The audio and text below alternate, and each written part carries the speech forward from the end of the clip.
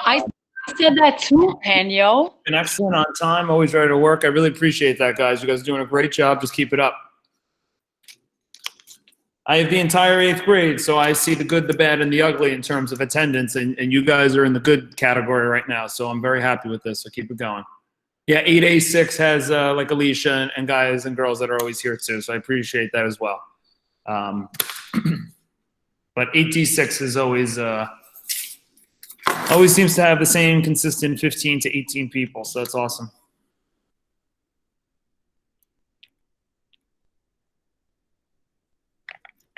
Those moments where you forget how to spell your own name. Well, it happens. Sometimes I look at the word like "and" or like American. It looks weird to me sometimes, so that's normal. All right, looks like we got enough. We'll get started here. So, how did the radical Republicans ensure African-American rights and freedom? So let's first start with the word radical. Now, I don't know if you guys are doing word gen. I don't know what's going on, but back last couple of years, they were doing word gen, and radical was a huge 8th grade word that came up. So radical is another word for extreme, okay? So since we know what the word extreme kind of means, you know, extreme is like, you know, to the most of something, all right? So we're going to look at what these extreme Republicans did. Now, whenever you see the word extreme, or at least when I did, when I see the word radical, it's usually meant in a not so good way. So growing up, if you were a part or someone was a part of a radical group, that was usually meaning a bad thing. So I know growing up after September 11th, there was this group called Radical Islamic Terrorists, and that is like a very extreme group and usually not a good group. But the radical Republicans were actually pretty good people, okay? And we'll kind of talk about what this means. After Lincoln's assassinated, President Andrew Johnson takes over, but he doesn't really treat the South the way that they should be treated. He doesn't focus on African-American rights so much, where the radical Republicans, these guys here do. All right, so I'll kind of talk about what that means. So let's establish what happens after Lincoln gets assassinated, right? We have the amendments get passed to ensure African-American freedom. So we're going to focus in on Amendment 13 that said African Americans can no longer be slaves. And the South started to find some what's called loopholes around that. And they said, okay, we know African Americans are no longer slaves, but doesn't mean we have to treat them as equal. So watch what some of the southern states start to do. All right, so please copy down what's in red. Okay, you have 2 slides today, this one and then one more after this. These are something what's known as the Black Codes, okay? So just in the chat quick, raise your hand if you ever heard of the Jim Crow laws or segregation. If you've heard of ever the Jim Crow laws. I've heard of segregation. Okay, you've heard of segregation, okay. Segregation is essentially what Martin Luther King and Rosa Parks fought against. They fought against our country being separated between whites and blacks because blacks were not being treated equally to whites. Before segregation, before the Jim Crow laws, which is something you'll learn later on next week, we had what's called the Black Codes. So right after the 13th Amendment gets passed, the South is going to get creative. They say, okay, we understand that there's no longer going to be slaves, but we're going to make things a little bit harder on them. All right, so transitioning enslaved African Americans to freedom and citizenship was a huge difficulty early on. Southerners found loopholes, all right, and this is a word you'll see a lot, okay? I'll put it in the chat here just so you see it again, loophole. Loopholes are ways around a law or a rule. So you guys do this constantly as students, right? Let's say you're sitting in class and Mr. Panio has a rule that says, you know, no phones in class. And then I see you take out your phone and you say, oh no, Mr. Panio, I'm doing my work on Google Classroom here. All right, that's a way around the rule because I said that there's no phones in class, yet you're using the phone for educational material, then, you know, maybe it's a little bit of a loophole in the rule. Okay, it's a way around the law. Now, you know you're probably not doing what you're supposed to be doing. You're not using the device I want you to. But ultimately, you're breaking the law, but like you're finding a way around it to make it happen. Yeah, Raja, absolutely. Bending the rule. All right. So the South understood that, African Americans are no longer slaves, and they understood that African Americans were citizens. But watch some of the ways they go around this. Okay, ways they bend the rule. So one way they passed the laws in the South was something called the Black Codes. Okay, so I'm going to read the definition, that I'm going to show you the actual, some of the examples here. So the Black Codes controlled the labor or the work and movement where the freedmen lived of newly freed slaves. So basically, if you were a Black freedman at this point, you could only have a certain job, certain jobs. That would be like being a butler or a servant or working on a farm. That was like the only jobs you could have in the South if you were Black and a freedman. All right. It also controlled where they lived. Okay, so let's look at this here. So a freeman wasn't exactly as free as we were hoping they would be in the South. Now, if you went to the North, if you were in New York, you didn't have the Black Codes. But if you were in Louisiana, look at this law here on the top right. Just read with me. No Negro or freedman, which is a new name for a freed slave, shall be permitted to be allowed to rent or keep a house within the town limits of the town under any circumstance. So if you were from Opelousas, Louisiana, the Black Code said that no Black people were able to live in this town. Now that doesn't sound exactly like full franchisement, full freedom, full citizenship to me. But if you were from that area of Opelousas, Louisiana, they passed a law saying, a Black Code, that Black people are not allowed to live here. All right? Could Black people walk through Louisiana? Absolutely they could. But from this town, they were not allowed to live. What about this sign here? Help wanted, white only. Okay, if you were going for a certain job and you were Black, you were not allowed to be given that job. Now, hopefully you realize in 2020 that would never happen. All right, if you are of any race or any gender, if you're good enough and qualified for the job, you're going to get the job. They're not going to stop you from getting a job. But back then, they could only hire white people.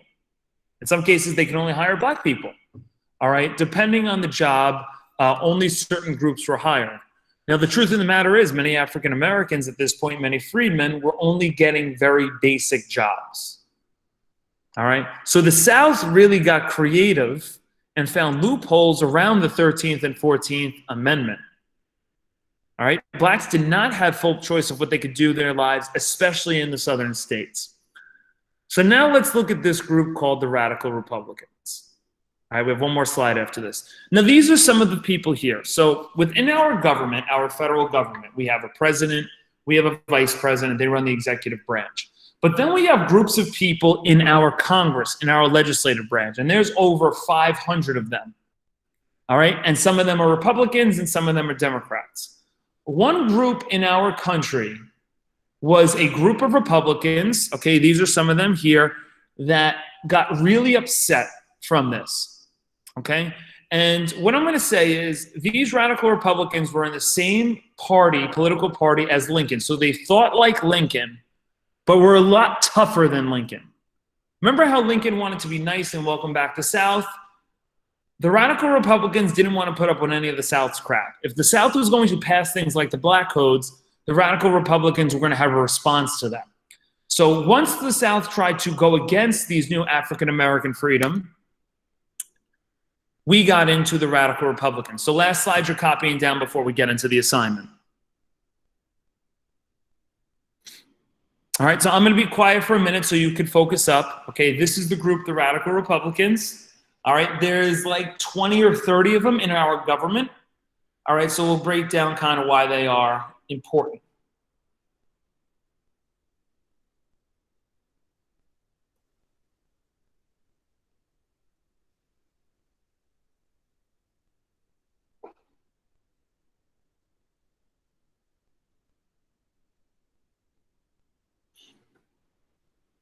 Just copy down what's in yellow. You don't have to copy down the fun fact.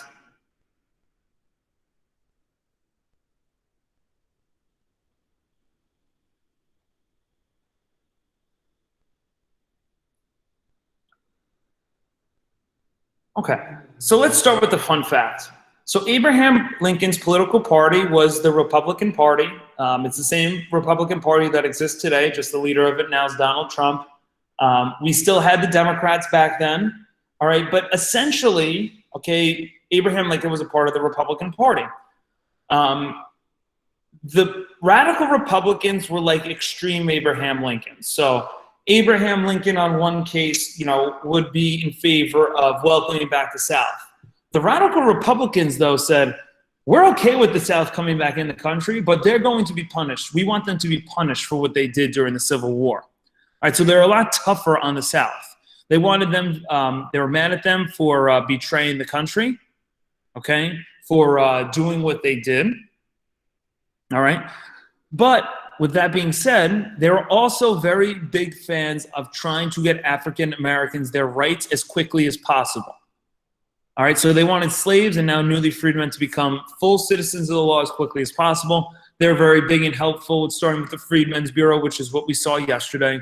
They wanted African Americans to do well in this country, despite having the name radical in front of them. They just didn't like the South for what they did. They did want to help out African Americans, though, as much as possible. All right, they punished the Southern people who were trying to find loopholes in the laws. So how do you punish people? Okay, how do you make sure someone's following the laws and the rules? Well, in our school, we have Miss Roby. Okay, you have your teachers, you have Mr. Smith, you have the assistant principals, and you have the principal. If you're not following the rules and following the laws, you're going to have to deal with them. The radical Republicans said, all right, Southerners and Southern leaders, if you're not going to follow the laws and rules, you're going to have to deal with us. Okay, so how do they enforce this? How do they make sure that the South is not doing things like the Black Codes? Once they found out about the Black Codes, they came in and just stopped it. So you know what they did, which was really good early on in this country for our African Americans during Reconstruction? They put soldiers in the South, all right, to watch over the Southerners and the Southern leaders to make sure that they were treating African Americans the correct way. If they were found to not be, then those Southern leaders would get thrown in jail. All right, what if a Southern political official passed a law that was against the African Americans trying to become citizens of the law? Then the soldiers would step in and stop them. So it's a pretty aggressive maneuver putting soldiers in the area, but I mean, you're logical. If you look around and you're with your friend in the hallway and no one's around, you're more likely to misbehave than if Mr. Martinez was standing right next to you. I mean, if you misbehave in front of Mr. Martinez, you know that's going to cause some problems for you a little bit later on. So the radical Republicans kept a close eye on the Southerners throughout this particular Reconstruction period. All right, so this is a great thing. Now, every 2 to 4 to 6 years, what happens to our political leaders? We have elections. So what happened to these radical Republicans over time? Eventually, these radical Republicans are either going to be voted out of office, they're going to retire, or some were just a little bit on the older side, some of them passed away. So like if you're looking here, African Americans at the start of Reconstruction were doing this. Okay, things are going really well for them. Why? Because people like the radical Republicans, the amendments that were passed were really helping out African Americans. And then once the radical Republicans leave office, what happens? Flattens out and then starts to go down. All right. The radical Republicans, like any other government official, are not in office for their entire life. So when they got voted out of office, when they died, when they retired, other people got put in, and those people weren't as strong in helping out African Americans. Yes, Sebastian. Mr. Panio? Mm-hmm. I gotta go to OT. What's up? I gotta go to OT. Okay, no problem. All you have to do, guys, as we finish this up here, all right, we have our notes written down. All right, there's going to be this slide up if you need as a little bit of a help for you. You don't have to do anything with this slide. It's just a T-chart kind of showing what the radical Republicans wanted and what Abraham Lincoln wanted. All right, so for now, it should be pretty straightforward, but if you can, go to your Google Classroom. On the Google Classroom, you're going to notice I shared a document. The document is going to consist of a reading, and then you're going to stop and do a question. So very often you get a full reading, and then you'll have to do 6 or 7 questions that go alongside with that. We're not doing that today. What we do is I put the questions underneath the paragraph where the answers are. So let's take a look at this document here. All right. You notice you have a short paragraph reading, okay, and then a question. This short paragraph, the answer to question 1 will be in this short paragraph here. So what were the American politicians arguing over now that debate had finally been settled? Answer is going to be in here. All right. Once you answer that question, you scroll down. Same type of thing. What 2 actions did the radical Republicans want to take during Congress? The answer is going to be in here. All right. You won't have to look for question 2. You won't have to look in this paragraph. You just look at the one above it. Same thing, question 3. What was the first objective? It's in this paragraph.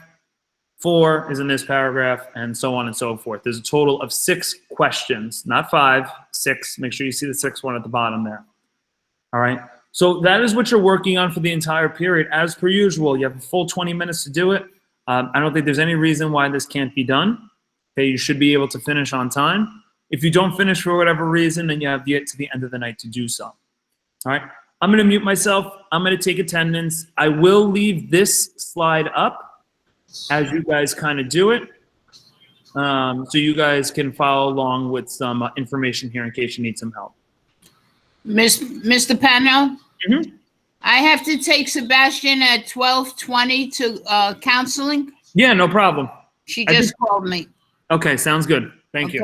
He's on? I don't see him. Where is I he? think Sebastian went to, I think he left a little early. So he's probably over there right now. Okay. All right, Have thanks. a good weekend. You too, bye. I'm Salva.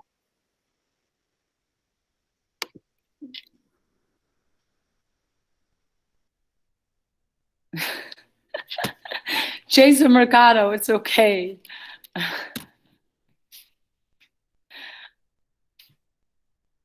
I'm just gonna Wait, when was ELA?